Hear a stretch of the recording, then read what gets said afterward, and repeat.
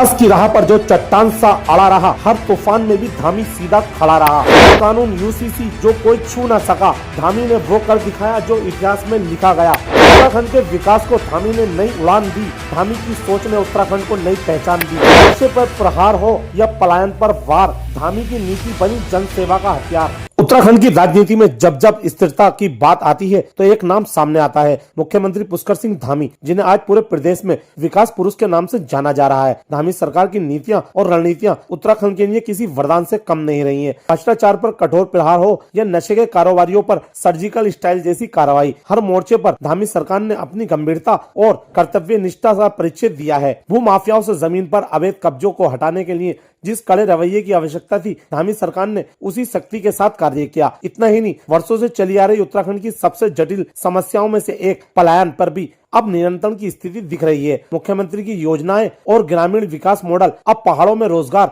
शिक्षा और स्वास्थ्य सेवाएं पहुंचा रहा है, जिससे गांवों से शहर की ओर पलायन घट रहा है। G20 समिट व उत्तराखंड निवेश महोत्सव जैसे कार्यक्रम उत्तराखंड में करके देश के अंदर उत्तराखंड को एक नई अलग पहचान दिलाई है। चाहे भू कानून का मामला हो या फिर यूसीसी सम्मान नागरिकता कानून जैसे ऐतिहासिक फैसले, इन मुद्दों को पहले की सरकारें टालती रहीं, लेकिन मुख्यमंत्री धामी ने जिस हिम्मत और नेतृत्व के साथ इस संवेदनशील विषयों पर निर्णय लिया, वह बताता है कि वे राजनीतिक नहीं, दूरदर्शी सोच के नेता हैं। आज उत्तराखंड उन राज्यों की श्रेणी में आ खड़ा हुआ है जिन्हें कभी अन्य राज्य रोल मॉडल की तरह देखते थे। मुख्यमंत्री पुष्कर सिंह धामी के नेतृत्व में उत्तराखंड अब दूसरे राज्यों के लिए उदाहरण बनता जा रहा है। उनके धाकड़ फैसले और जमीनी काम ने उत्तराखंड की उड़ान को नई ऊंचाइयों तक पहुंचाया है। इसलिए आज जनता उन्हें सिर्फ मुख्यमंत्री नहीं बल्कि विकास पुरुष के रूप में देख रही है। उत्तराखंड की सच्चाई के लिए उत्तराखंड से आरिफ खान की रिपोर्ट।